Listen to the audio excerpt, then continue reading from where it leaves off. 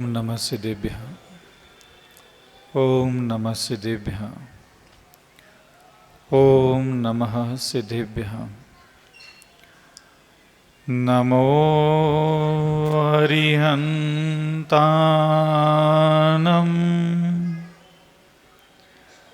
नमो सिद्धानं नमो आयरियानं नमो वज्जायानं नमो लोये संवसाहुनम्।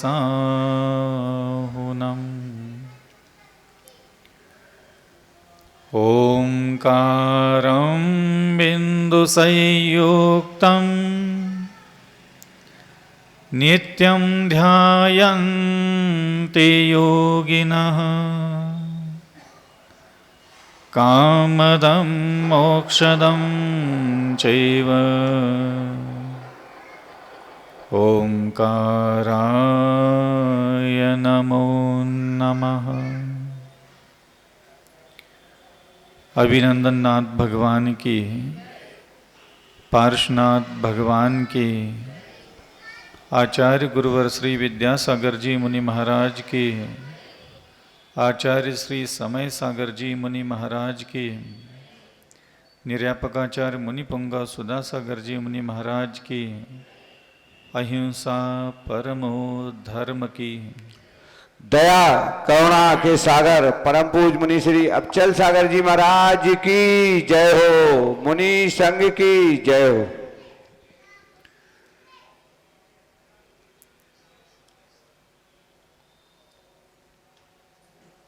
योगियों के कुल में महाध्यानी महातपस्वी इनके कुल में जन्म लेने का जो हमें सौभाग्य प्राप्त हुआ है वह बहुत अद्भुत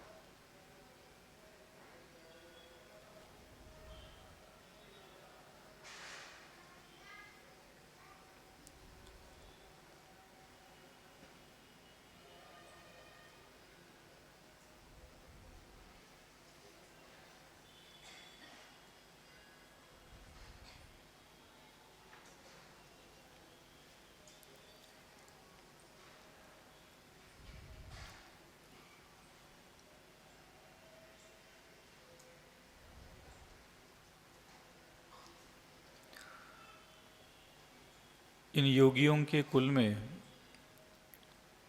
जन्म लेने के बाद भी अगर हमारा मन उनके उस आदर्श उच्च शिक्षित और इंद्रियों के संयम और मन के ऊपर विजय प्राप्त करने की जो धारा बही है अथवा उन्होंने जो प्रवाहित की है उस तरफ थोड़ा सा हमारा चित्त का आकर्षण होना चाहिए। अगर हम इतने महान योगियों के कुल में जन्म लेने के उपरांत भी थोड़ा सा भी मोहित नहीं हुए, थोड़ा सा भी आकर्षित नहीं हुए, थोड़ा सा भी हृदय उधर प्रवाहित नहीं हुआ, तो फिर इनके कुल, इनके जाति, इनके धर्म में जन्म लेने का ये सारा क्रियाकलाप, सारा प्रपंच हमारा व्यर्थ चला जाता है। और ऐसे उन योगियों को पुनः पुनः हमें स्मरण करना, वंदन करना, पूजन करना, इन सारी क्रियाओं के पीछे बहुत बड़ा बौद्धिक जागृति की आवश्यकता होती है। बुद्धि में जागृति हो, मन में सजगता हो, सावधानता हो, थोड़ा सा आत्मकल्याण की मंगल प्रेरणा हमारे अंतःकरण में जागृत हो, और तब हम आराधना करें तो वह अलग फल देती है। और मान लीजिए हमने आराधना की, जाप किया, स्तोत्र आदि का पठन पाठन किया, और फिर हमारे मन में उनके लिए आकर्षण उत्पन्न हुआ, तो भी हमारे जीवन का कार्य संपन्न हो सकता है। और इन योगियों के जीवन चरित्र को पढ़ते पढ़ते एक बहुत अच्छा बिंदु जो संसार से बहुत विचित्र है, जो कभी किसी के साथ घटित नहीं होता, और वह मात्र तीर्थंकरों के साथ ही घटित होता है, और वह है उनके शरीर का जो रुधिर है, रक्त है, वह सफेद कलर का होना। वैसे सामान्य रूप से इसकी चर्चाएं कभी होती नहीं है कि एक संसार में ऐसा भी मनुष्य का जन्म लेना जिसका जन्म से ही जो शरीर के अंदर प्रवाहित होने वाली रक्त रुधिर है वो सफेद कलर का होना। उसके पीछे के कारण क्या है? ऐसा कौन सा उन्होंने कर्म किए कि पूरे विश्व में कभी किसी का जो रक्त है वह सफेद नहीं होता, लेकिन उनका खून सफेद था। ये जो भावना होती है, विचार होते हैं, चिंतन होता है, मनन होता है, हम इसकी महत्वता को नहीं समझते। प्रत्येक व्यक्ति को लगता है कि जो मेरे साथ हो रहा है, मेरे आसपास घटना घटित हो रही है, बस मैं उसी के बारे में विचार करूं। जिन जिन चीज़ों को, जिन जिन परिस्थितियों में, जिन जिन घटनाओं को मैं संकट, मुसीबत, दुख समझता हूं, बस वही दुख दूर हो जाए। जिनको जो भी मेरे मन में दुख है, जिस घटना को लेकर के, जिस परिस्थिति को लेकर के, हमें ऐसा लगता है बस उसका समाधान होता रहे तो सब बहुत अच्छा है। लेकिन जिनेंद्र भगवान के शासन में इन चीज़ों का कोई महत्व नहीं है। आप कितने सुखी हो, कितने दुखी हो, कितने शांत हो, कितने अशांत हो, कितने अमीर हो, कितने गरीब हो, इन चीज़ों का मूल्य सिर्फ तुम्हारे दिमाग में ही तुमने ही धारण करके बैठे हो। और तुम्हारे दिमाग में जो सुख, दुख, पीड़ा, वेदना, अशांति, दर्द लेकर के तुम जो बैठे हो, तुम चाहते हो कि संसार में अगर कोई भगवान है, गुरु है, मंत्र है, कोई महापुरुष है, तो मेरे उन कलेजे के दुखों को जान करके उसका कोई समाधान कर दे। ये आप चाहते हो। लेकिन जब मैं इस प्रकृति को अध्ययन करता हूँ, इस पूरे विश्व के व्यवस्थापन का जब चिंतन मनन किया जाता है, तब ये देखा जाता है कि हमारा जो दुख है इसका समाधान इस सृष्टि में किसी के पास भी नहीं है। जो हमारी पीड़ा है, वेदना है, दरिद्रता है, कोई भी दूसरा चेहरा कभी भी हमारे किसी भी समस्या का समाधान नहीं बन सकता। चाहे वो भगवान भी क्यों ना हो, गुरु भी क्यों ना हो, शास्त्र भी क्यों ना हो, चाहे कोई भी व्यक्ति हो। कितने भी आप प्रयास कर ले किसी चेहरे को ढूंढने की, कि किसी चेहरे के किसी कंधे पर हाथ रख करके आप अपने जीवन के सारे दुखों का, विपत्तियों का, संकटों का कोई समाधान कर ले, तो कोई चेहरा ऐसा नहीं मिलता। मनुष्य को चाहिए कि वह पूर्व जन्मों के संचित कर्मों का फल भोगते भोगते पहले तो मन ये बनाइए कि हाँ, ये जो मुझे मेरा जीवन मिला है, ये पूरा जीवन मैं सावधानी से जीऊँगा, और साथ में पूर्व जन्मों के किए हुए कर्म के फल को भोगता रहूँगा, और साथ में नूतन नवीन सत्कर्मों को करता रहूँगा। ये दो प्रकार की साधना की स्थितियां अगर दिमाग में है तो आप बहुत कुछ परिवर्तन कर सकते हो। मैं पूर्व जन्मों के किए हुए सारे अशुभ कर्म का फल भी भोगूंगा। भोगूंगा ये शब्द बोलना चाहिए, काटूंगा नहीं, खत्म करूंगा नहीं, बदलूंगा नहीं। कर्म काटना ये दिमाग से हटाओ। तुम काट नहीं सकते, तुम्हारे बस की नहीं है। काटने के लिए तो हम अनंत बार मुनि बने, काट पाए क्या? आप अनंत बार मुनि बने, कुछ एकाध गुंजा भर भी, कई एकाध सुई की नोक के बराबर भी कोई काट नहीं पाया आज तक। कर्म काटने के साधना थोड़ा अधूरी सी साधना है। दो साधना को चयन करना चाहिए गृहस्थ को और सन्यासियों को भी। एक तो कर्म भोगना है और दूसरा कर्म करना है। जो भी मैं पूर्व जन्मों में संचित कर्म लेके आया हूं उसको भोगूंगा। निंदा हो, आलोचना हो, घृणा हो, नफरत हो, भोजन मिल रहा है नहीं मिल रहा है, विनय मिल रही है नहीं मिल रही है, सम्मान मिल रहा है नहीं मिल रहा है, जो कुछ भी, आप बैठिए शांति से, आप किसी चीज की व्यवस्था में हाथ मत डालिए, चुप होकर के बैठ जाइए। और जो आपके साथ, जिसको जो आकर के करना है, सुख देना है देने दो, दुख देना है देने दो, अपमान कर रहा है करने दो, निंदा कर रहा है करने दो, आलोचना कर रहा है करने दो, लांछन लगा रहा है लगाने दो।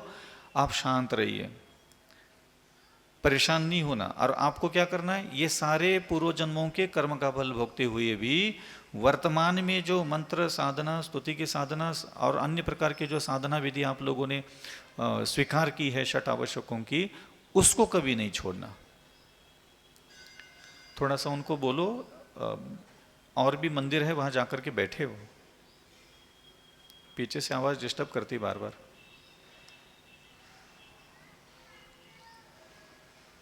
आधा घंटे से मैं सोच रहा हूं शांति से बोलूं, लेकिन बोल ही नहीं पा रहे।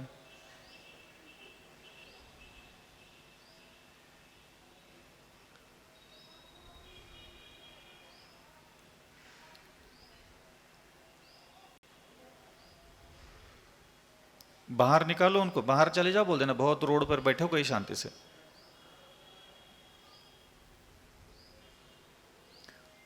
क्या कह रहा था मैं? हाँ, कर्म के फल को भोगना है और नूतन नवीन कर्म मुझे बहुत शानदार करना है। कभी कभी क्या होता है, हमारा मन थोड़ा डर जाता है, घबरा जाता है, बेचैन होता है, भोगेंगे कैसे। ये जो भोगने से आप लोगों का मन डरता है ना, ये सबसे बड़ा आपको अधर्म करने की प्रेरणा देता है। सबसे ज्यादा अधर्म करने के लिए यही ताकत देता है। आखिरकार ऐसा क्या कारण है कि आपका मन आपके ही मनवचन काय से पूर्व जन्मों में संचित जो शुभ और अशुभ कर्म आपने किए, खुशी खुशी से सारे पंचेंद्र विषयों के भोग आपने भोग लिए अपने मौज मस्ती के लिए, और उस पंचेंद्र विषयों के सेवन करते समय हमने आत्मा में जो पाप कर्म का बंध बांधा है, आज उसको भोगने वो मना करता है। यही सबसे बड़ा कारण है, भोगने के लिए मन तैयार नहीं है। हम पहले बहुत साधना करने के लिए बैठ जाते थे, नाना प्रकार की विचित्र स्थितियां उत्पन्न होती थी, मान अपमान निंदा नालस्ती सब आसपास होता था, और ऐसा लगता था सारी साधना करे और इन सारी विपरीत परिस्थितियों को हम खत्म करें। हमारे मन में भी यही आता था। कुछ भी बुरा होने लगा, कुछ भी अच्छा नहीं आने लगा, कुछ भी जो पसंद नहीं होने लगा, तुरंत माला बढ़ा दी, जाप बढ़ा दिए, स्तोत्र बढ़ा दिए, फलाना धर्म करने लगे, आ गया। मतलब विपत्ति आते ही सबसे पहला ख्याल हमारे अंदर आता था, इसको खत्म करें, ये हट जाए, ये दूर हो जाए। धीरे धीरे धीरे जीवन का अनुभव बढ़ता चला गया, धीरे धीरे बातें समझ में आने लगी कि आखिर कौन कौन से चीजों को खत्म करने के लिए बैठेगा। अभी इसको खत्म करेगा, खत्म कर पाया? एक भी ऐसा जीवन की विपत्ति बताओ, एक भी इतना लंबा चौड़ा अपने जीवन जिया। 12 साल की उम्र में मुसीबतें देख लो, 16 साल की उम्र में जो मुसीबतें होती है उसको याद कर लो, 18 साल 22 साल 25 साल आपके सामने जब जब जो जो संकट मुसीबतें विपत्तियां अनेक प्रकार की विचित्र माहौल बन गया, वो समय के साथ ही ढीला हो गया है, वो समय के साथ ही आपके चित्त से अलग हुआ है। किसी भी पुण्य के प्रभाव से, किसी भी मंत्र के प्रभाव से वो कभी अलग हुआ ही नहीं है, लगा ही नहीं कि कभी जिया है हमने उसको, उन दुखों को, उन पीड़ाओं को, उन दरिद्रताओं को, नाना प्रकार की सारी जो भौतिक व्यवस्था अव्यवस्थाएं हमारे आसपास उत्पन्न होती है, हम उसको जीते हैं पूरा का पूरा। और अनुभव के बाद फिर निर्णय लिया कि कोई बात नहीं अविचल सागर महाराज, अगर आपको सही में अपने जीवन को उज्जवल और आत्मा को महाबलवान बनाना है, तो जो आपने पूर्व जन्मों में शुभ और अशुभ कर्म किए होंगे, ये तो मुझे पता नहीं मैंने क्या किए, लेकिन मेरे सामने जो स्थितियां परिस्थितियां पैदा होती है उन्हीं से पता चलता है कि मैंने कर्म कैसे किए थे। निंदा कितनी हो रही है, आलोचना कितनी हो रही है, नफरत कितना हो रहा है, भोजन कैसा मिल रहा है, सम्मान कितना मिल रहा है, अपमान कितना हो रहा है। हाँ, और सारी चीज़ों को जब मैं अध्ययन करता था तो ये बहुत हो रहा है। हाँ, बहुत हो रहा है तो बहुत किया होगा ना, बहुत किया होगा। तो मैंने पूर्व जन्मों में जो कर्म किए, ये पता चल जाता है कि आज मुझे किस प्रकार के कर्म भोगने पड़ रहे हैं। और जो भोग रहा हूं मैंने अब उसको खत्म करना, काटना, दूर करने का काम बंद कर दिया। अब एक तो जो भी कर्म आता है, अपमान, अनादर, अविनय, अवहेलना, जो कुछ भी विपरीत परिस्थितियां जो मुझे पसंद नहीं मेरे सामने उपस्थित होती है, उसको पूरा भोग लो। और वर्तमान समय में जो गुरु की आज्ञा, प्रभु की आज्ञा, जो शास्त्र की आज्ञा है, उसके अनुसार किसी भी परिस्थिति में, किसी भी मनस्थिति में, चाहे मन प्रसन्न रहे चाहे ना रहे, आपको ये साधना नहीं छोड़ना है भविष्य से। बस आपको ये चीज की तरफ फोकस करना है कि ये साधना निरंतर चलती रहे। तीर्थंकरों के शरीर का जो रक्त सफेद हो गया वो इसी के कारण। धीरे धीरे धीरे उनके अंतःकरण में जब हम बहुत भोग लेते हैं पूर्व जन्मों के दुखों का, तो स्वयं पर दया आने लग जाती है। संसार का सबसे सुंदर भाव माना जाता है अपने ऊपर दया आ जाना। वैसे तो दया तो दूसरों का दुख, दूसरों की पीड़ा, दूसरों के ऊपर तो बहुत जल्दी आ जाती है। बस दुख दिख जाए, हल्का सा सेकंड, 2 सेकंड, 3 सेकंड के लिए तो सबके हृदय में दया आ जाती है। ऐसा कोई संसार में जीव नहीं होगा कि जिसके अंतःकरण में दया उत्पन्न ना हो दूसरों की। खुद पर दया का भाव कभी आया है? खुद के ऊपर दया, खुद ही खुद की अतीत की सारी हरकतें, सारे जीवन शैली को याद कर ले और दया से आने लगी। ये क्या है? ये बहुत अद्भुत भाव प्रणाली में इसका उल्लेख मिलता है। स्वदया, स्वयं के ऊपर की हुई दया। और ये जो तीर्थंकरों के शरीर का खून जो सफेद होने का योग बनता है, इसके लिए 2 कारण जिम्मेदार होता है। एक, निरंतर 9 जन्मों में लगातार मंत्र साधना, जिनेंद्र भगवान की स्तुति आदि करना, पवित्र शब्दों का मानस पटल पर निरंतर उच्चारण करते रहना, और अपने आत्मा के हित के लिए वही सोच पाता है जिसको अपने कर्मों की दया आ रही हो।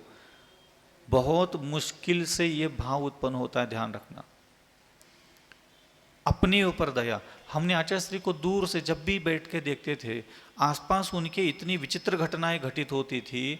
हर व्यक्ति आकर के कोई सुख दे रहा है, कोई दुख दे रहा है, कोई तकलीफ दे रहा है, कोई अपमान कर रहा है, कोई निंदा कर रहा है, कोई क्या कर रहा है। सब घटना उनके पूर्व जन्मों के जो जो कर्म किए थे उन्होंने, वो सारी घटना उनके अगल बगल में घटित होती थी। आप लोग उसको देखते थे नहीं देखते थे मुझे नहीं पता, लेकिन हम अवलोकन करते थे। कितनी सारी विपरीत परिस्थितियां उनके आसपास खड़ी रहती थी, और ये भी देखते थे कि उनका दिमाग कितना उलझा है उन चीजों में, तो 0। उनका दिमाग ही नहीं उलझाते थे उन सारी चीजों में। वो जो बौद्धिक कला है ना, वो हमें अपने अंदर विकसित करनी है। ऐसा नहीं है कि ये कोई साधु ही कर सकता है, गृहस्थ भी कर सकता है, लेकिन वो साहस नहीं आ पाता। वो साहस क्यों नहीं है? अपने ऊपर, अपने स्वयं के ऊपर दया का भाव नहीं होने की वजह से वो मनोबल, वो साहस कभी भी हमारे अंदर उद्घाटित नहीं होता। ये ध्यान रखना हमेशा। कोई भी व्यक्ति है, मंत्रों को थोड़ा सा हम लोग गंभीरता से नहीं लेते।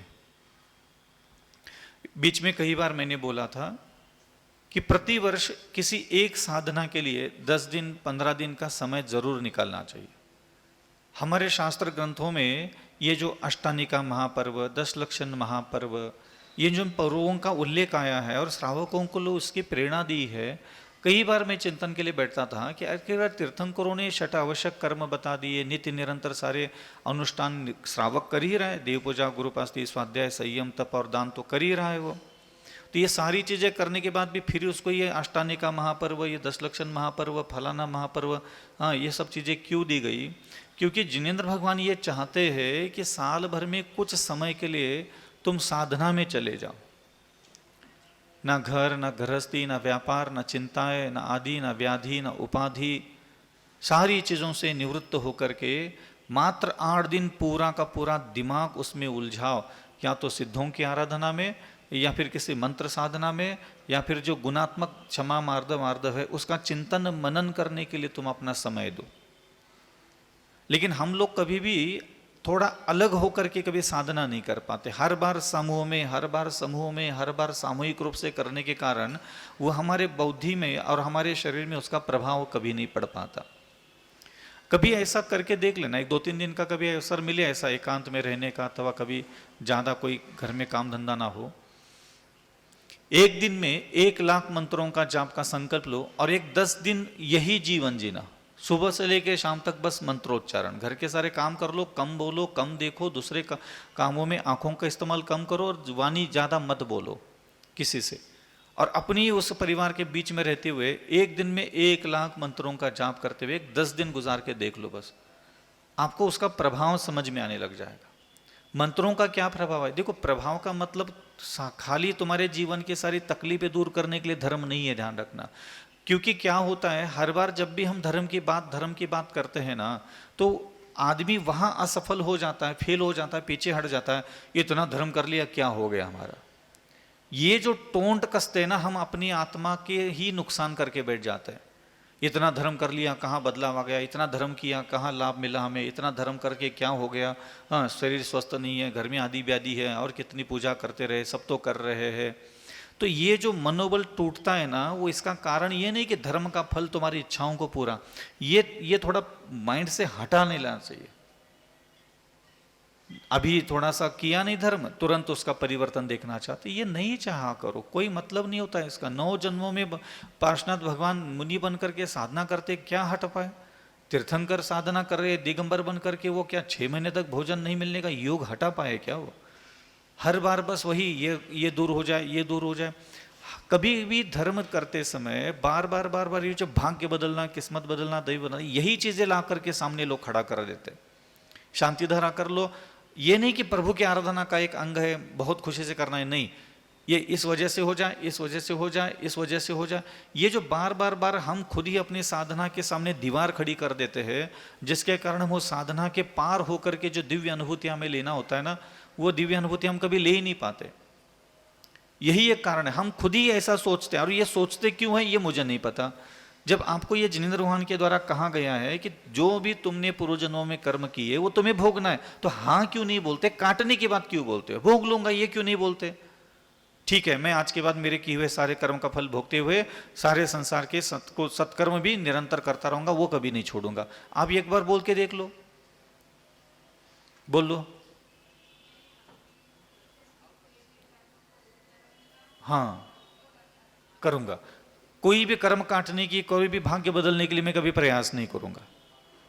सहज शांत निराकुल होकर के अपना कर्तव्य, अपनी आत्मा के हित के लिए जो भी मुझे निर्वहन की आज्ञा है, मैं उसका निर्दोष पालन करूंगा। बस सीधा सिंपल सी बात है।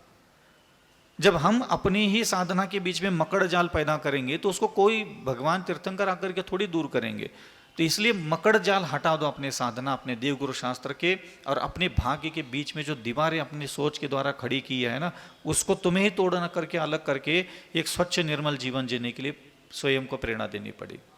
अनंत काल का हम संसार में जीवन जी रहे, ये कोई आपका अंतिम नहीं है, घबराओ नहीं। गरीब हो, अमीर हो, सुखी हो, दुखी हो, तुम्हारी इच्छा पूरी हो रही नहीं हो रही है, ये कोई तुम पहली बार यहाँ पैदा नहीं हुए हो और मरोगे जी करके और कहीं ना कहीं पैदा होने वाले हो, ये ध्यान रखना हमेशा।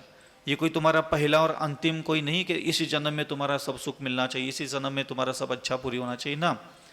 तुम अपने लाइफ का ना एक प्लान करके रख लो कि तुम्हें मरने के बाद क्या क्या क्या क्या चाहिए, एक बार सोच लो, बस क्या चाहिए लिख लो कागज पे। मृत्यु के बाद तुम्हारा जो जीवन मिलेगा उसमें तुम अपने जीवन में क्या क्या देखना पसंद करोगे, उसको लिख लो। धन चाहिए, वैभव चाहिए, ऐश्वर्य चाहिए, राजगद्दी चाहिए, राजा बनना है, महाराजा बनना है, कपड़े कितना, सोना कितना, चांदी कितना, हीरे जवाहरत कितना, सेवक कितने, घोड़ा गाड़ी कितनी, सब कागज पे लिख लो। पहले लिख लो तुम, और लिख लो और आकर के मुझे बता देना, महाराज ये मुझे चाहिए, अगले जन्म में इसको पाने के लिए मुझे क्या क्या कर्म करने पड़ेंगे बताओ। हम बता देंगे आपको सारी चीजें, लेकिन शर्त एक ही है, पुराने जन्म के किए हुए कर्म भोगना पड़ेंगे जीवन में, और जो हम कहेंगे तुम्हारी इच्छा को पूरा करने के लिए सारे कर्म तुम्हें करने पड़ेंगे। कर लो, मिलेगा तुम्हें। कौन तुमसे छुपा के रखा है? कौन सा तीर्थंकरों ने ताले भी बंद करके रखा है किसी के वैभव, किसी की धन संपदा को? कुछ नहीं, तुम कर्म करो, तुम्हारे लिए वो मिलेगा। जो कर्म किए हैं वो आज हम भोग रहे हैं, इसलिए ध्यान रखना। दूसरी बात आती है यहाँ बार बार बार कि हमारे मन में, हमारी वाणी में और हमारे शरीर में दुर्गुण भरे पड़े हैं। तो सबसे पहले हम कौन से दुर्गुण दूर करें? मन के दुर्गुण दूर करें, वाणी के दुर्गुण दूर करें, कि शरीर की इंद्रियों के दुर्गुण दूर करें? सबसे पहले आप किसके दुर्गुण दूर करने के लिए मुझे कहोगे? बताओ, मैं आपको उसका उपदेश दे दूंगा। हाँ, मन के, वाणी के। हाँ, लालची, स्वार्थी, छली, कपटी, मायाचारी, जानबूझ करके ऐसी बातें बोलने वाले आप लोग। किसी के भी मुख से ये नहीं निकला कि शरीर को बदल दो महाराज। किसी को भी नहीं लगता कि मुझे मेरे शरीर की इंद्रियों में बदलाव लेके आ। समझ में आ रहा है? क्यों? क्योंकि बाल्यावस्था से ही आपको ऐसे ही प्रवचन, ऐसे ही शिक्षा दी गई है, मन ठीक हो जाए, वाणी ठीक हो जाए, मन में अच्छा आ जाए, मन की इच्छाएं पूरी हो जाए, पुण्य बहुत आत्मा में लग जाए। मन, ध्यान रखना, ये गलत ट्रैक पे आप लोग चढ़ जाते हो। कभी भी आपको लगता है कि मुझे तीनों चीजें ठीक करना है, ये कभी किसी के दिमाग में नहीं आता। मन ही, वाणी तो गलती से निकल गया होगा जबरदस्ती मेरे डर के कारण, लेकिन हकीकत में मन ही सबका जवाब होता है। मन ठीक होना चाहिए, लेकिन ये चीजें ऐसे ठीक नहीं की जा सकती। पहले ठीक किया जाता है शरीर। शरीर को ठीक किए बिना कभी भी मन ठीक नहीं होता, स्वस्थ नहीं होता, निरोग नहीं होता, गुणवान नहीं बनता। उसके अंदर धर्म की बातें, सद्विचार कभी प्रकट नहीं होते। ध्यान रखना, ये स्वभाव है प्रकृति का। इसलिए मन जिसमें रहता है वो शरीर है। और शरीर शब्द का क्या मतलब होता है? जिसमें हड्डी है, मांस है और खून है। ये तीन चीजें हैं उसके पास। क्या क्या है? हड्डी है, मांस है और खून है। ये तीन चीजें हैं शरीर के पास। अब उसको आँख, नाक, कान, जबान, हाथ, पैर कुछ भी नाम दे दो, लेकिन वहाँ सब जगह ये हड्डी, मांस और खून सब जगह भरा पड़ा है। तो ये आँख, नाक, कान ये बुरे नहीं है। बुरी चीजें भरी पड़ी है हड्डी में, मांस में और खून में। जबान में गंदगी नहीं होती, आंखों में गंदगी नहीं होती, कान में गंदगी नहीं होती। ये कहने में आता है। ये तो मकान की खिड़की दरवाजे बस है। मकान में अगर आपने गंदगी भरी पड़ी है और वो निकलेगी कहाँ से? दरवाजे से, खिड़की से, नाली से, जहाँ से छेद है वहाँ से निकलेगी। लेकिन आँखों से गंदगी नहीं निकलती। गंदगी का माल कहाँ भरा पड़ा है? जैसे कोई मकान है मान लो, उसके अंदर जाने के लिए एक दरवाज़ा है और 4 खिड़कियाँ लगी है, 5 खिड़कियाँ लगी, एक दरवाज़ा मान लो। मन एक दरवाज़ा है मान लो और 5 इंद्रियाँ उसकी खिड़की मान लो। और उस मकान के अंदर कमरों में पूरा कूड़ा कचरा ठूस ठूस करके भरा पड़ा है। और सारी खिड़कियां खोल दो, खुली है मान लो, मन भी खुला है। अब उसमें से बाहर क्या निकलेगा? तो गंदगी दरवाजे में बैठी है, खिड़की में गंदगी बैठी है क्या कमरे में बैठी है? कमरे में बैठी है। ध्यान रखना, जब तक कमरा ठीक नहीं करोगे तब तक उसका खिड़कियों से गंदगियां ही निकलती रहेगी बाहर। ध्यान रखना। अब कमरे में गंदगी भरी पड़ी है और ये सोच रही कि हमारे मन के दरवाजे से अच्छाई बाहर निकले। कैसे निकलेगा? निकल ही नहीं सकता। इसीलिए तीर्थंकरों का शरीर के अंदर सफ़ेद खून होने का कारण क्या है, उस दिशा में हम धीरे धीरे आगे बढ़ रहे हैं। तो पहली बात यह आती है कि हमें शरीर को फोकस करना है। 2024 से लेकर के 2029 तक, अब 24 तो खत्म ही हो गया मान लो, हाँ 5 साल का समय ले लो।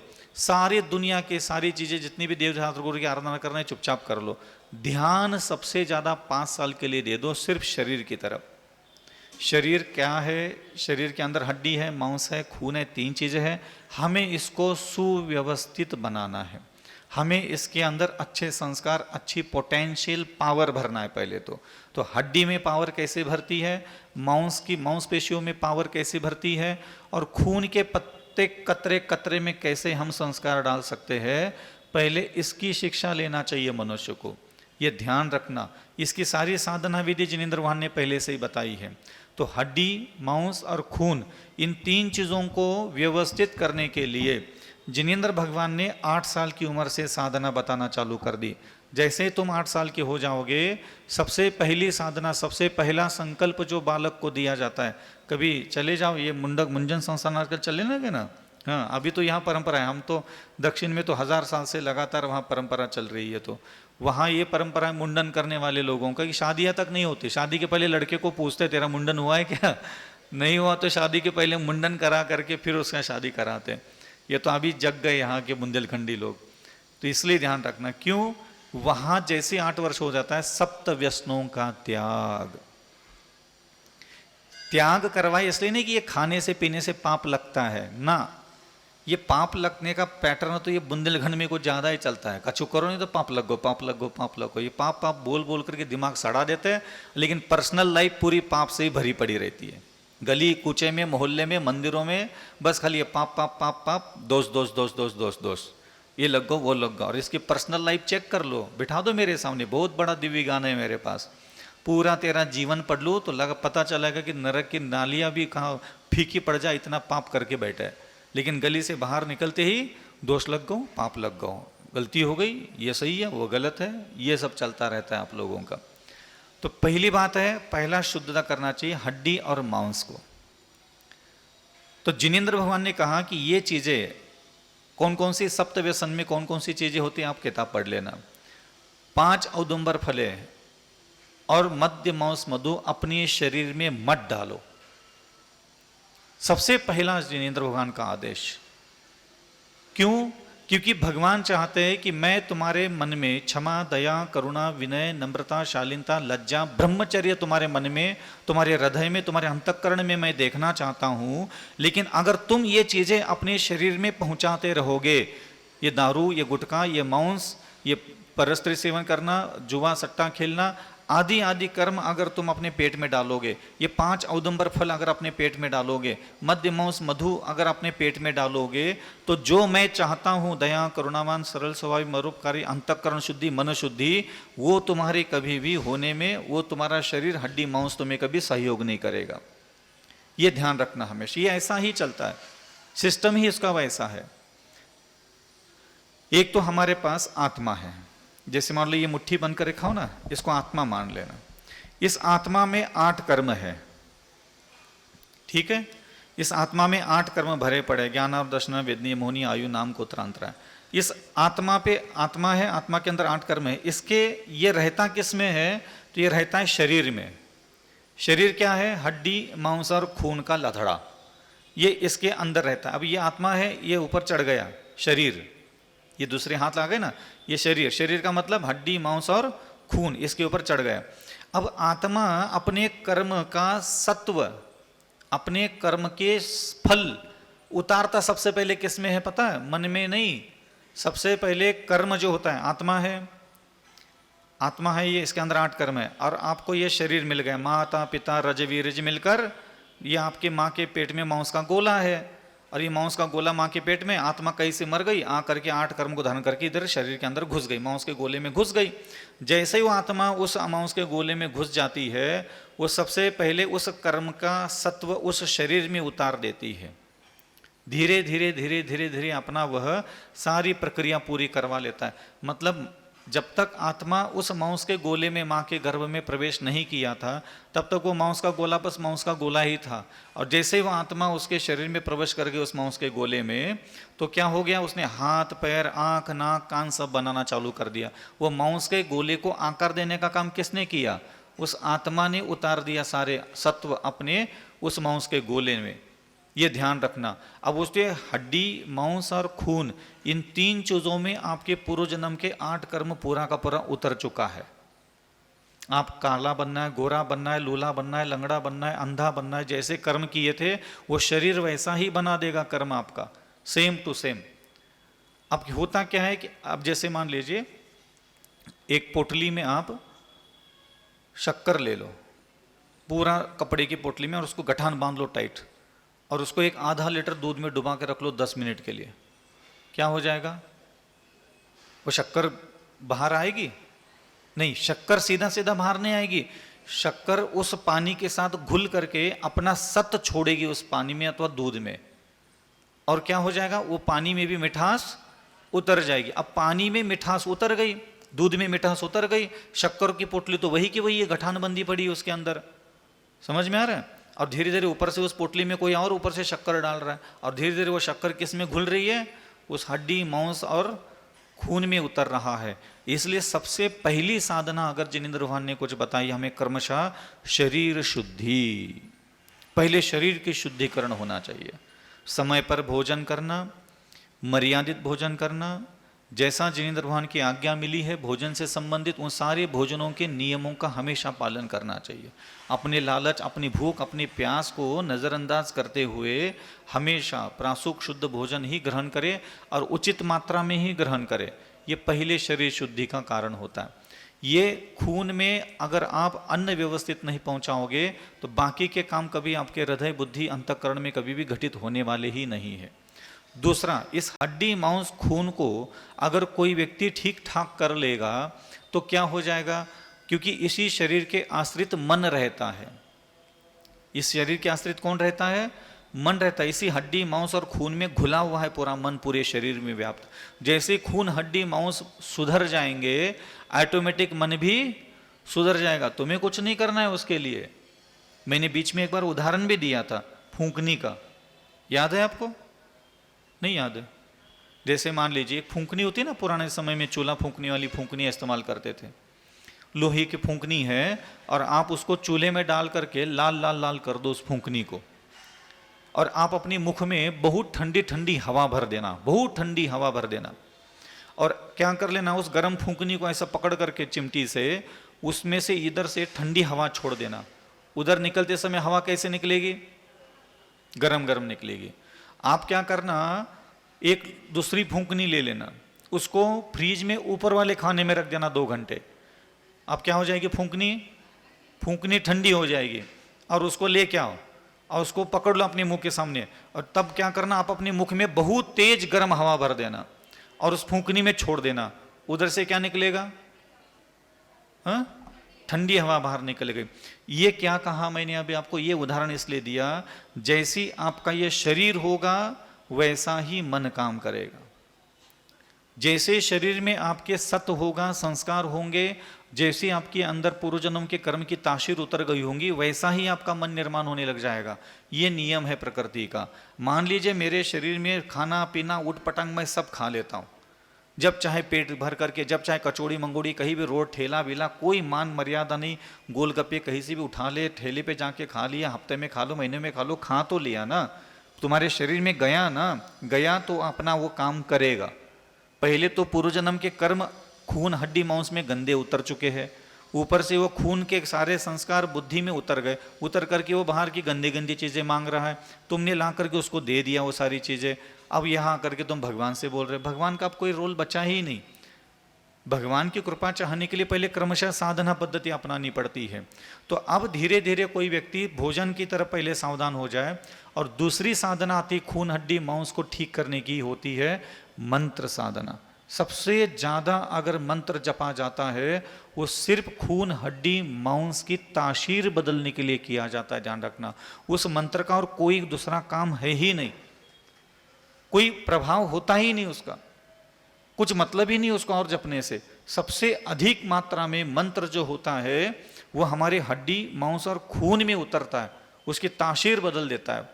इसलिए अधिक से अधिक मात्रा में आप लोगों को प्रेरणा दी जाती है, ओंकारम बिंदु संयुक्तम नित्यम ध्यायन्ति योगिन। जो योगी मतलब मुनि नहीं, योगी मतलब मन वचन काय को ठीक करने की इच्छा रखने वाला व्यक्ति हमेशा 1 अक्षरी, 2 अक्षरी, 3 अक्षरी छोटे छोटे छोटे मंत्रों को लगातार अपने मानस पटल पर उच्चारण करता है। और बार बार बार बार बार, ऐसा नहीं कि 1 माला, 2 माला, 3 माला, सुबह पलके खुले नहीं, रात में नींद लगने समय तक वो कम से कम 1 लाख, 2 लाख, 3 लाख, 4 लाख, जितना भी वो कर सकता है उतना ज़्यादा से ज़्यादा वो अपने मानस पटल पर मंत्र रखता है। मेरा कम से कम एक दिन में 2.5 लाख, 3 लाख, 4 लाख तक का मैं एवरेज डेली लेके आता हूँ। कोई काम ही नहीं हमारा। आप फ्री में भोजन दे देते हो, हम आकर के बैठ जाते हैं और हमारा दिन भर चलता रहता है। कभी 1 घंटा सुबह का, 1.5 घंटा प्रवचन का, शाम का निकाल लेते हैं, थोड़ा किसी से बातचीत हो गई तो रात्रि में कवर कर लेता हूँ, 1 आध घंटा 2 घंटा ज़्यादा जाग करके, और सुबह जल्दी उठ लेते हैं, कवर हो जाता है हमारा। बाकी हम आहार के लिए गए, शुद्धि के लिए गए, लघु शंका गए, शौच क्रिया के लिए गए, विहार कर रहे, तो लगातार वो मन में एक अक्षरी मंत्र ले लिया और उसको चलाते रहे। वो चलाने से क्या भाग्य बदलने के लिए, कर्म बदलने के लिए ना, वो सिर्फ मैं अपने आत्मा में संस्कार देने के लिए, खून हड्डी मांस के संस्कार मिटाने के लिए मैं उसको करता हूं। क्योंकि ना मैं आत्मा को जानता हूं, ना मैं कर्मों को जानता हूं, लेकिन इतना तो जानता हूं ना कि मेरे अंदर कौन कौन से भाव उत्पन्न हो रहे, कौन कौन से विचार उत्पन्न हो रहे, और जो विचार उत्पन्न हो रहे वो खून हड्डी मांस में सब उतर चुके हैं, ये मैं जानता हूं। इसीलिए योगियों के कुल में उत्पन्न होने के बाद हमें योग साधना पता होना चाहिए कि हमें साधना शुरुआत कहाँ से करना है और चलना कहाँ से और पहुँचना कहाँ है। इसलिए कई लोग सीधा सीधा मंत्र फेरेंगे, मंत्र में मन लग जाए। ये साधनाएं होती ही नहीं कभी भी। आपको कोई मंत्र में मन लगाने के लिए किसी ने कहा ही नहीं, आपको मंत्रों का जाप करने के लिए कहा है। जप का मतलब होता है निरंतर स्मरण करते रहो, बस निरंतर उसका उच्चारण करते रहो। एक होता है मन के द्वारा करना, उपांशो जाप जिसको बोलते हैं, एक होता है वाणी से बोलना। अपन ज्यादा मन से बोले, ज्यादा प्रभावशाली होता है वो। तो पुनः पुनः हमारा दिमाग अगर मंत्र पवित्र शब्दों का, अगर बीजाक्षर शब्दों को उच्चारण करता है तो उसके खून हड्डी मांस में बदलाव आने लग जाते हैं। क्योंकि आप लोगों को ये इसलिए अनुभव में नहीं आया होगा क्योंकि आप लोगों को बस खाली 1 माला, 1.5 माला, 2 माला खड़े खड़े आंख बंद करके 9 बार नमोकर मंत्र पढ़ लिया और भग गए, अपने काम पे निकल गए। तो आपको इन चीजों का अनुभव नहीं है। तो लगातार कभी आप 8 दिन 10 दिन का मंत्र संकल्प लेके देख लो और खूब भर भर करके दिन भर रात भर सब उसके संपर्क में रहो, लेकिन एक अक्षरी मंत्र होना चाहिए, ज्यादा लंबा चौड़ा नहीं। एक अक्षरी, ओम ले लो, ह्रीम ले लो, क्लीम ले लो, अरहम ले लो, रम रम अरहम नहीं रम, राम रीम रूम रे रही रो रहो, ऐसे बहुत सारे हजारों प्रकार के बीजाक्षर है। जो आपका मन को भाता है वो अक्षर ले लो और उसको 1 सेकंड में 3 या 4 की स्पीड से जपना है। कितना? 1 सेकंड में कितना स्पीड होना चाहिए? 3 या चलो 1 सेकंड में मान लो 3 बार आप मानस पटल से जाप का मंत्रों का इतने स्पीड से उच्चारण करोगे तो 1 मिनट में कितने हो जाएंगे? 180 हो जाएंगे 1 मिनट में। 180 को 18 को 6 से गुना करो, 60 मिनट का 12-15 हजार जाप हो जाएंगे 1 घंटे में। और मान लीजिए आप 12 घंटे 16 घंटे 18 घंटे पूरा दिन गुजारते हो, आप सोच लो कितना हो जाएंगे जाप। 2.5 लाख तो कहीं नहीं गए आपके, बेवजह के यूं जीवन निकालते रहते हैं अपन लोग। और इसका सबसे अधिक प्रभाव होता है खून हड्डी मांस पर। और जब तक आपके खून हड्डी मांस का स्वभाव नहीं बदलेगा, ना आपकी आदतें बदलेगी, ना आपकी रुचि बदलेगी, ना आपकी हरकतें बदलेगी कभी। चाहे तुम कितना भी मंदिर पूजा पाठ क्यों ना करते रहो, चाहे मैं कितना भी मुनि बनकर के क्यों ना रहूं, मुझे मेरे शरीर की हड्डी मांस और खून की तासीर को बदलना है। ये कभी किसी के दिमाग से मैंने आज तक नहीं सुना कि मुझे मेरे खून हड्डी मांस की तासीर बदलना है। आपको पता है आपकी हड्डी मांस और खून में जब कोई एक बीमारी पैदा होती है, टाइफाइड, डेंगू, आजकल चल रहा है डेंगू ज्यादा, आपको उस समय पराठा, रबड़ी, हलवा, पूड़ी, टीवी देखने का मन, किसी को देखने का, किसी से बात करने का कोई मन करता है? 5 इंद्रियां तड़पती बिलकती है भोगों को भोगने के लिए। आप समझ रहे मैं क्या कह रहा हूं? मन मर गया, मन मर गया क्या? तो क्या हुआ ऐसा भैया? बेटा रबड़ी खा ले, नया चाने मन नहीं है, भा नहीं रहो, क्या हुआ? ऐसा क्या हुआ बताओ ना? मन नहीं कर रहा है तुम्हारा किसी भी चीज को भोगने का, संसार की कोई भी भोग की वस्तु भोगने का मन क्यों नहीं कर रहा है बताओ? प्रॉब्लम कहां गई? मन के अंदर कोई प्रॉब्लम आ गई क्या? नहीं। प्रॉब्लम कहां आई है?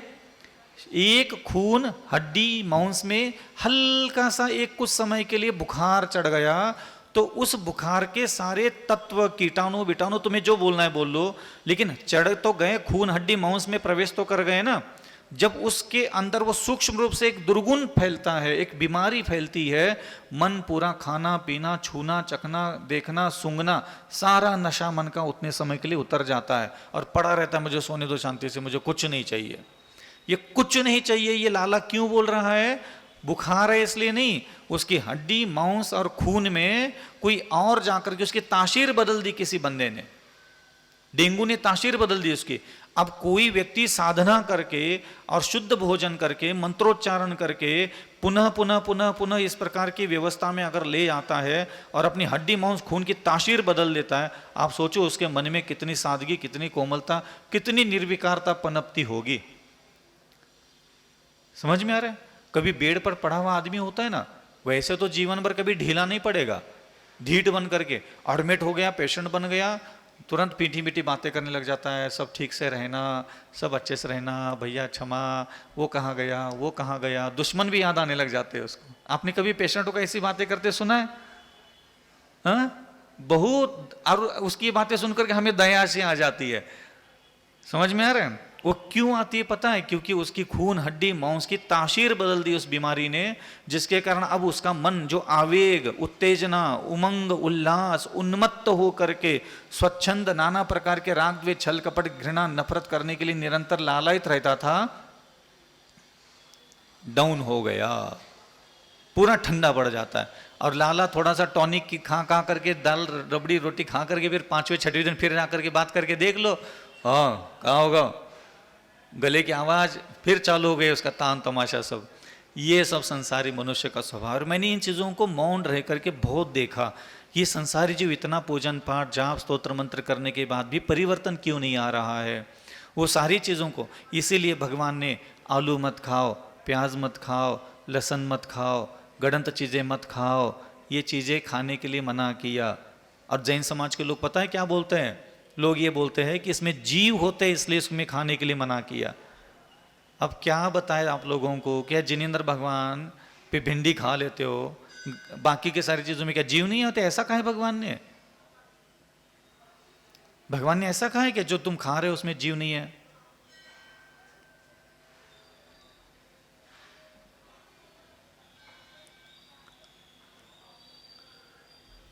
ये इसलिए खाने के लिए मना किया था, ये गड़ंत चीज़ें आलू प्याज लहसुन जैसे ही शरीर में हड्डी में मांस में खून में जाएगा, ये तुम्हारे काम वासना को बढ़वाएगा, तृष्णा को बढ़वाएगा, घमंड को बढ़ा देता है, इंद्रियों में उन्माद पैदा करता है। सीधा सा गणित है। और क्या चाहते हैं भगवान? तुम्हारे इंद्रियों का दर्प बढ़ाना चाहते हैं कि इंद्रियों का दर्प घटाना चाहते हैं? दर्प का माने जो इंद्रियों में भोग भोगने की तो तड़प पैदा होती है ना, आंखों को देखना, सूंघना, चखना, खाना, छूना, ये सब चीज़ें, ये क्यों? ये चीज़ें पेट में जाते ही उन्हीं चीज़ों की, उन्हीं इंद्रियों को ताकत देने लग जाते हैं। इसलिए जिनेंद्र भगवान ने उन सारी चीज़ों को आपको पेट में डालने के लिए मना किया था। इसलिए नहीं कि जिसमें जीव होते हैं, अनंत जीव होते हैं। दिन भर पैदल चल रहे हो, हैं? दिन भर हाथ पैर हिला रहे हो, सब चल रहे हो, क्या जीव नहीं मर रहे क्या? इतने से मुट्ठी भर एक आलू के ऊपर अंदर के जीव बचा करके तुम्हें कौन सा सिद्धालय मिलने वाला है? तो जीव बचाने के लिए नहीं दिया था ये सारा उपदेश उन्होंने, ये तुम्हें बचाना चाहते हैं, उन जीवों को बचाने के लिए नहीं है। ये सारा उपदेश किसको बचाने के लिए है? हाँ, और उनको बचा करके तुम बच पाओगे? तुम खुद को बचाना छोड़ करके दूसरों को बचाने में लग गए। लेकिन जिनेंद्र भगवान ने सारा उपदेश किसके लिए दिया? आलू के जीव बच भी गए तो क्या भला हो जाएगा उनका? है? नहीं, बचा लिए तुमने, लेकिन खाने से तुम्हारा नुकसान होता है, ये पक्का है। खाने से तुम्हारा क्या नुकसान है? तुम्हारे शरीर में आलू प्याज लहसुन आदि आदि गड़ंत चीजें जाएगी, अनावश्यक अभक्ष्य चीजें जाएगी, ये तुम्हारे इंद्रियों को बल देगी। खून हड्डी मांस में गंदगी और भर जाएगी। पहले से 8 कर्म में गंदगी भरी पड़ी, वो उतर चुकी है हड्डी मांस में, ऊपर से अन्न भी ऐसा डाल दिया, तो इसको बोलते सोने पे सुहागा, गरीबी में गीला आटा। तो आत्मा में कर्म पहले तो अच्छे थे नहीं। भगवान चाह रहे थे ठीक है भैया, तुम दूसरी जाति दूसरे कुलों में दूसरे योनियों में भटकते भटकते खोटे कर्म किए सो किए, तुम्हारे आत्मा में जो गंदगी तुम लेके आए हो ठीक है, ओके ठीक है, लेकिन एक काम करो, तुम जो पूर्व जन्म के कर्म लेके आए वो तो मैं कुछ नहीं कर सकता, वो तो तुम्हें खुद ही नष्ट करना है, लेकिन एक काम करो, तुम पेट में ये चीजें मत डालना।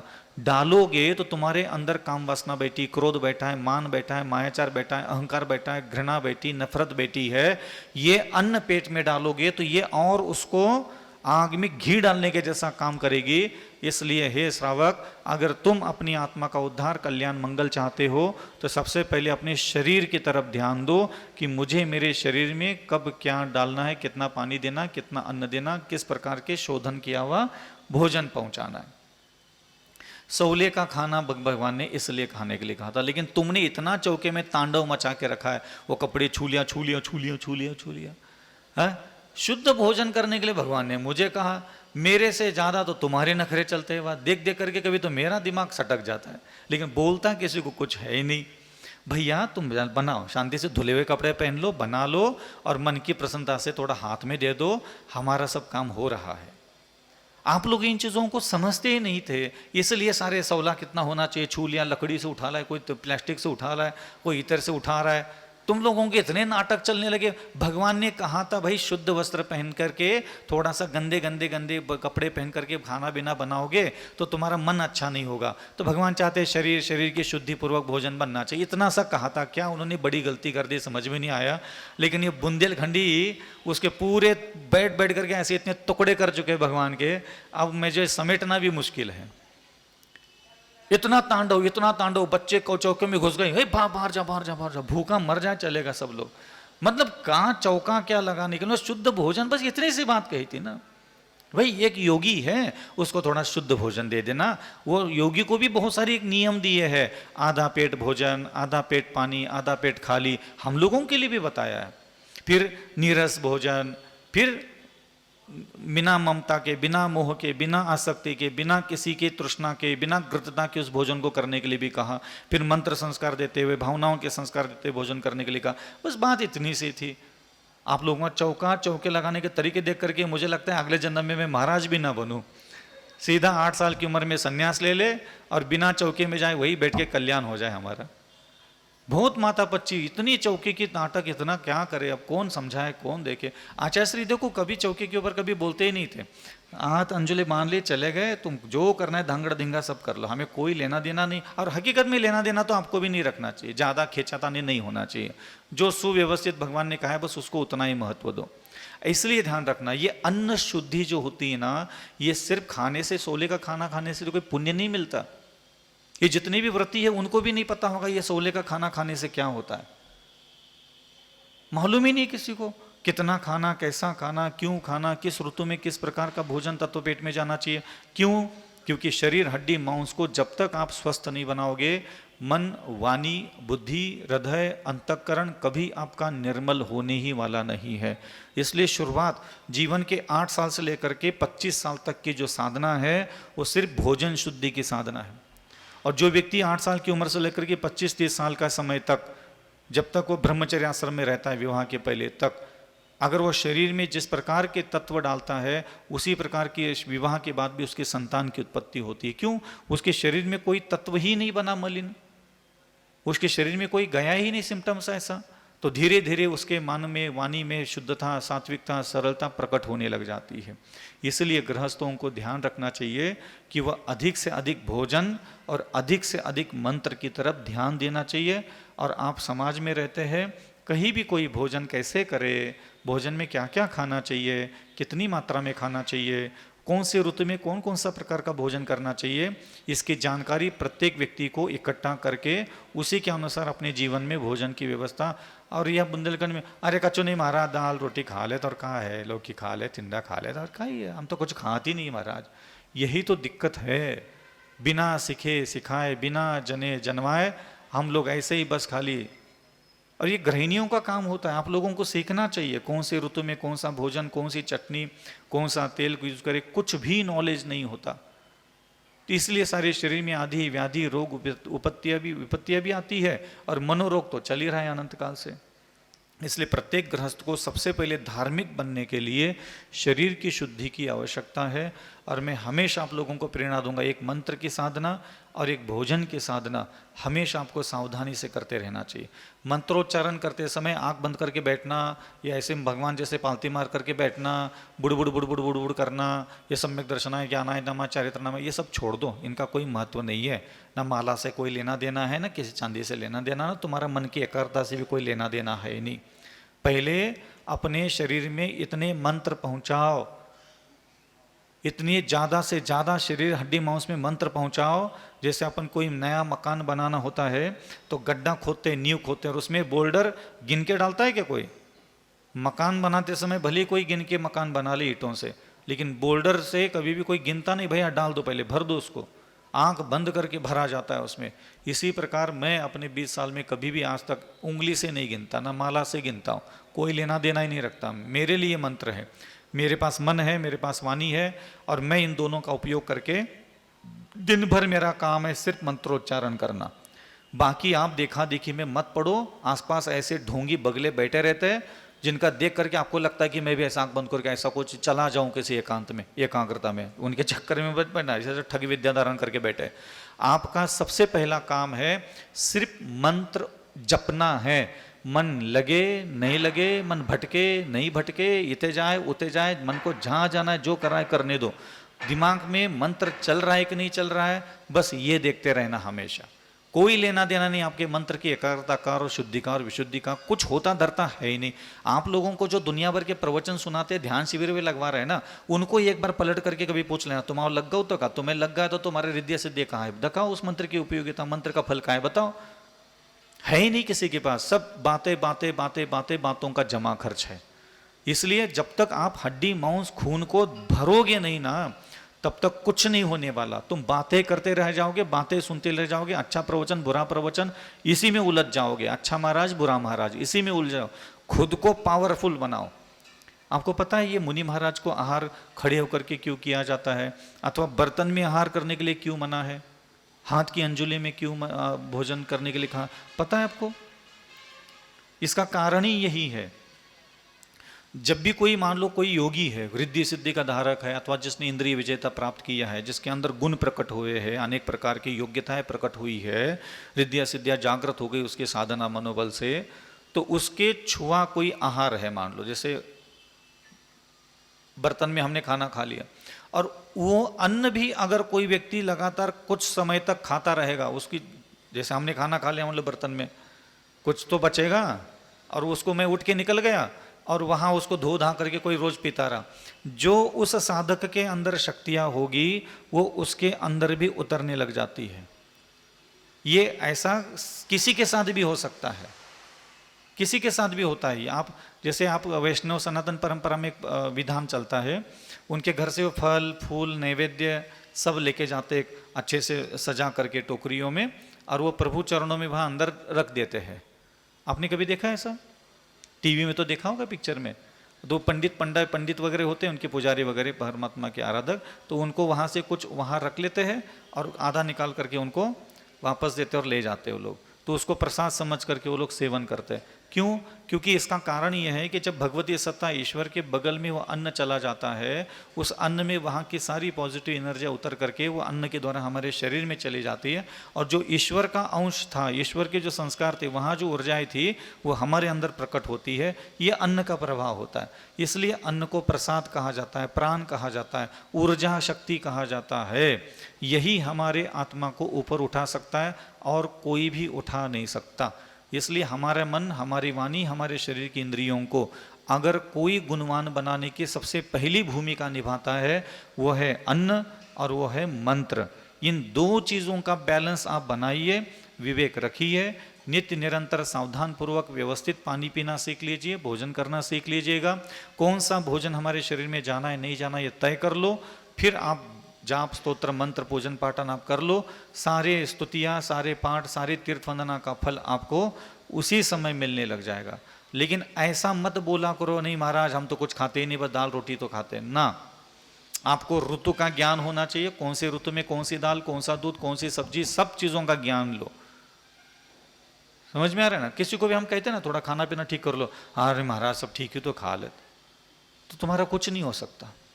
बिना सीखे, बिना पढ़े, बिना जाने, बिना अवलोकन किए बस मैं ठीक हूँ, मैं ठीक कर रहा हूँ, जो कर रहा हूँ सो ठीक कर रहा हूँ, इसी के कारण हमारा सबसे ज़्यादा नुकसान होता है। और मैं नहीं चाहता कि आप अपना नुकसान करें, तो इसलिए मंत्र साधना के बारे में थोड़ा सा और 1-2 दिन और प्रकरण कभी मौका मिले तो ले लूँगा। तो मंत्र साधना बहुत ज़रूरी होता है। लोग जपते, स्तुति करते हैं, पाठ करते हैं, विधान करते हैं, लेकिन उसका फल ही नहीं मिलता उनको। मैना सुंदरी ने साधना की फल कब मिला? अगले जन्म में मिला। अंजन चोर ने मंत्र जपा को मिला, अगले जन्म में फल मिला, उसी समय मिला ना। आपको क्यों नहीं टेंशन होता कि मुझे अभी के अभी फल चाहिए? वो किसी को पूछते ही नहीं कि महाराज अभी के अभी के लिए क्या करें। तो ये साधना कर लो, अभी के अभी मिलने लग जाएगा। बस 2-4 साल थोड़ा अभ्यास कर लो इसका, फिर आप जाप कर लो, फिर देख लेना ऐसा ऐसे अतिशय घटित होंगे कि आप सोच भी नहीं सकते। बस आज के लिए इतना काफ़ी है। अहिंसा परमो धर्म की। आचार्य गुरु श्री विद्यासागर जी मुनि महाराज की, आचार्य श्री समय सागर जी मुनि महाराज की, निरपक आचार्य मुनि पुंगव सुधा सागर जी मुनि महाराज की। अहिंसा परमो धर्म की।